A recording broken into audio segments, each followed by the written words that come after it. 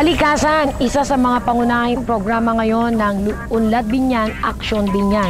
Sa pangunguna ng mag-anip na puwersa at galing ni Mayor Len Alonte, ang naunang mayor na babae sa Binyan, Laguna. Siyempre, hindi pwedeng mawala ang ating action man, matalino at magaling, ang ating Vice Mayor Arman Dimagila. Aming pakikita sa inyo ang fun run na sinuporta ng kapulisan at lahat ng department heads at iba't ibang organisasyon.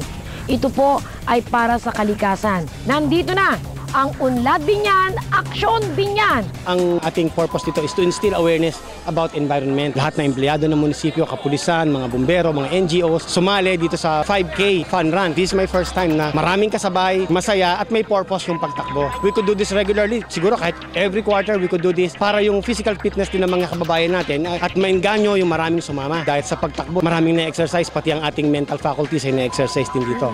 Napalaban tayo na 5-kilometer run. Sabi ko nga, hindi lang to takbo para sa health or para ma-enjoy ng mga mahilig tumakbo ang fun run na ito, kundi ito ay takbo para sa kalikasan. Awareness para lalo nating mahalin ang ating kalikasan at lalong isulong ang patuloy na kalinisan ng syudad ng Binyan. 2007, nagpa-marathon naman ako noon. Kakaunti ang empleyadong nag-join. Even kami ni Vice ay nag-join. Naiintindihan ng mga kawaning ng pamahalaan kung gaano ang pagkagusto talaga ng mga namumuno na isulong ang programa ng pangkalikasan.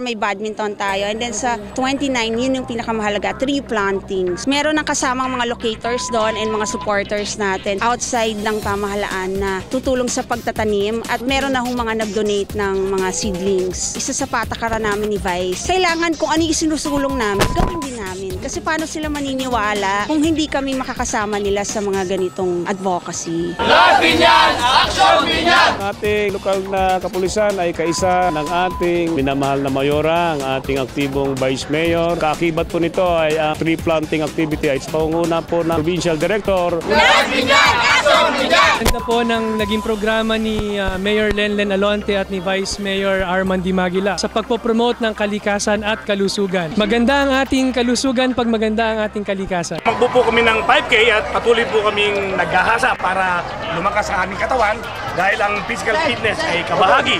Kung tayo malakas, malusog, para na rin tayong mayaman. At kami po bilang Traffic Management Office, kasama na ang rescue team, patuloy kami nagpapalakas para sa handa sa paglilingkod sa ating inang bayan. Traffic and Rescue! PPNO!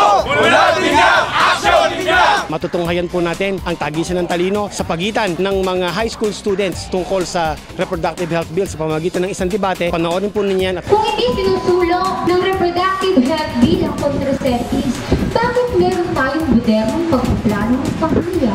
Ano ba ang tinutukoy dito? Kaibigan, maaari ko po ba ipaliwanag sapagkat ang kanyang katalungan ay walang pwedeng isagot ng oo o hindi? Okay, sinabi mo kanina ang tungkol sa moderno. Pagdating dito, kaibigan, sinabi ba namin na isusulong ang contraceptives para lang sa artificial?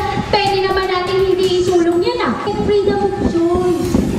Ano po yung mga choices na yun? Ano po ang ilalaman ng mga artificial? Di po inaayaan basta-basta ng RHP na kung sino-sino lang ang magturo. Bagos, doktor na ba ito? Ayon sa pahayag ni Ginoong Edsel Lagman, na principal author ng pinapoklamang RH and Population Development Act of 2008. Ito ay magsasalba ng buhay, gayon din, ito ay magpapahalaga sa buhay. Sa mga tuwid, dapat po protektahan ng Estado ang buhay ng ina at ng mga sanggol. Paano nila nasasabi na poprotektahan nito ang sangkatauhan? Kung ahadlangan nila ang pagturo ng punla sa ating katawan, ang lahat ng kabataan ay dapat nabigyan ng sapat na proteksyon proteksyon bago at pagkatapos sila isilak. Naniniwala ka ba na nagpapahalaga ng buhay ang RHD sa araw-araw na pagkakataon? Hindi po o hindi? Hindi pala eh. Naniniwala ka ba na ang proseso ng fertilization ay wala pang buhay? Hindi po. O hindi pa rin kanina mismo nanggaling na aking kaibigan na walang abusyon na nangyayari sa reproductive o ang paggamit ng contraceptive. Ayun lang at maraming salamat. Mabuhay tayo lahat. Sa aking mga minamahal na kababayan, kahit hindi kayo namin nakasama sa aming fun run, ay makasama namin kayo sa aming programa, maglinis ng ating kapaligiran, magsimula sa ating tahanan hanggang palabas. Muli, mabuhay po kayo. Maraming salamat po. Unlad Binyan, Aksyon Binyan. Sa mga kababayan kong taga Binyan, gawin natin regular ito at nakita natin ang pagkakaisa ng mga namumuno at samahan nyo kami. Dapat maging physically, mentally fit po tayo at pangalagaan po natin ang ating environment. Ito ang inyong lingkod, Atty. Arman D. Maguila, Unlad Binyan, Aksyon Binyan.